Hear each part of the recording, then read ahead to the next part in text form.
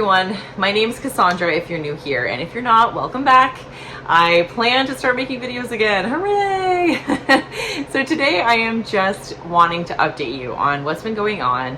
I've been getting some messages from some of you which have been very sweet. I'm sorry I keep disappearing, but I'm going to fill you in on some of the things that have been going on. That'll kind of tell you what's going to be happening on my channel, as well as what's been happening in our lives up here in Yellowknife, Northwest Territories, Canada. I am so grateful for all of you who have stayed subscribed. Thank you so much for that. And I really hope to make you happy with some new content.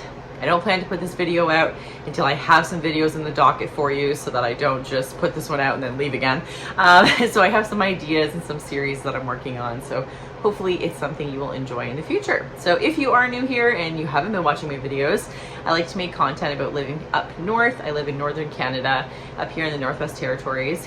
And I also like to make homeschool content, organization, cleaning, cooking, that kind of thing, just about my life here, up here in the north as a homeschooling mom. So, okay, so I think I'll just go in chronological order. I feel like that makes the most sense. So it's actually starting with kind of the worst thing. So if you don't want to hear about some sad things, then maybe just skip forward. I'll try to put little chapters on it in case there's some people who aren't, are sensitive to some topics. When I started making content last, I was actually pregnant, and I actually had a miscarriage. That was my first miscarriage, and for my fourth child, I have 3 healthy, beautiful children in the home. One is 9, 8, and one is 19 months, in case you're new here. But yeah, so that happened, and that really threw me for quite a long time.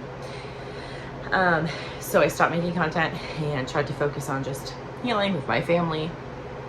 And yeah, we have wanted another child for a while, so I was trying to prepare myself and to get pregnant again. I'll just share a few details about my miscarriage, just in case it can possibly help anyone. But I was 10 weeks when I found out, and I went for an early ultrasound, which is so funny because I've never gotten an early ultrasound. I did actually. I got an early ultrasound with Alice, but they just sent me for that. I'm not really sure why, when I knew my period date and they could calculate a due date, but they sent me anyway. But I didn't get one for bias or for Finnick, because Finnick's I didn't get till really late, because they said they don't really do it up here unless you don't know your period date. So don't judge me, but I lied and said that I didn't know my last period date, and so because I knew they would send me for an ultrasound. I don't know why I did that, but I just was like, I really want an ultrasound this time. And thank goodness I did that, because when I went, there was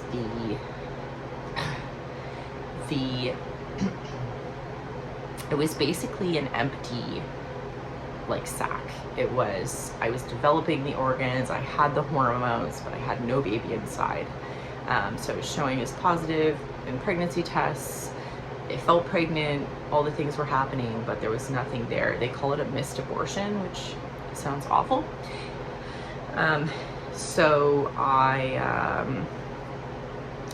so I had to go for some visits. It was awful too, because I brought the kids for them to see, and they had to leave the room, and they obviously knew something was wrong when they weren't allowed back in the room. But so yeah, it was an empty sac. So what I had to do was basically just take some abortion medicine to get the organs out, to pass the sac and whatever, which I did. They made me feel terrible, and then I just had to deal with the emotional ramifications of that, I guess. I think that I have a friend who went through a much worse miscarriage. I feel like I can't even use the word miscarriage, actually. I feel like I don't even belong in that group, because there was never a baby in there. I didn't really miscarry anything except organs and the thought of a baby, which doesn't feel quite as real as someone who's really been through a baby dying. But it was also difficult because I had the thought that if there was a baby in there, at least I could have the positive thought of giving that baby a body, regardless of whether it was fully developed or not, giving that spirit a body. But I didn't do that. So I just went through that morning sickness awful period stage or pregnancy stage with just to carry nothing. So all is well now. I feel much better. It creeps up sometimes. It was actually crazy because I took a few weeks off church to just, you know, process. And when I went, this was the craziest experience. We do this little part in primary where we sometimes, not always, but I chose to this week because I had been away. You know, I wanted a little update on what the kids have been up to. And I said, you know, if anybody has any good news to share or anything to share, like, go ahead. And the youngest kid put up his hand and said, my mommy had a baby inside of her and it died. And I just lost my mind, like by lost my mind, I mean, just started to cry. And I turned around and tried to sort of hide it and said, okay, let's move on to the scripture, whatever, trying to get it together. And then one of my counselors came up to relieve me and just said, like, go on and you can come back when you're okay. But it was the craziest thing. Like, I was like, why would he say that? Like, why? He had no idea that happened to me. But he just said that randomly. And of course the mother was in there, felt so bad, and messaged me afterwards like, he was sorry we're so open about it in our home. And for some reason it had come up. They had just had it maybe like not too long ago. They had just had another sibling, so maybe it was on his mind. I'm not really sure, but anyway, crazy experience. But anyway, so I needed like my wisdom teeth out, so I needed to go to Edmonton for that because we can't get oral surgery like that up here in Yellowknife. So I need to go down to the province of Alberta to get that done. For some people that's covered, but I think for most people that is not.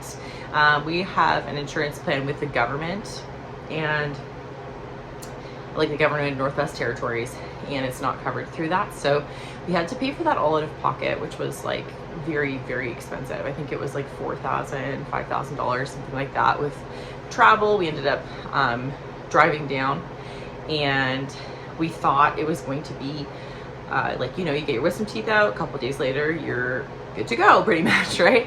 Well, I had some complications where I will show you some hilarious pictures where my face just blew up, specifically on the one side, and it stayed like that for a month.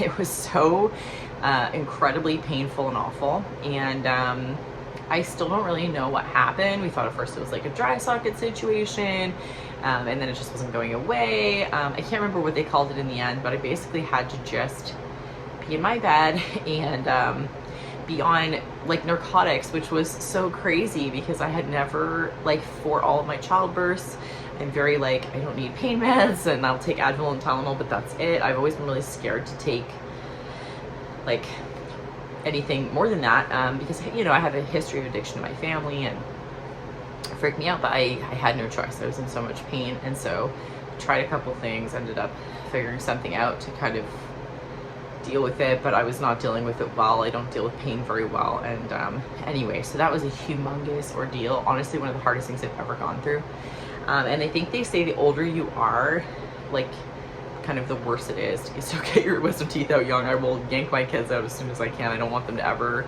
go through what I went through waiting. My teeth were actually like facing the wrong direction. Like, some were facing to the back, some were actually facing the complete wrong direction. So they've never been a problem before, but my dentist up here told me, oh, I can see one poking through at the back, and I was having a bunch of pain back there. So that's why I actually decided to do it. Turned out they were completely wrong. It wasn't poking out at the back, and that dentist is horrendous. And I have been on a mission to find a dentist up here. I've literally been to every single one. I'll probably make a separate video about it, but I finally found a good one. And I would love everyone to know that who's moving up here. So I will make a separate video about that. But yes, so that's what happened, that experience. It's okay, it worked out in the end.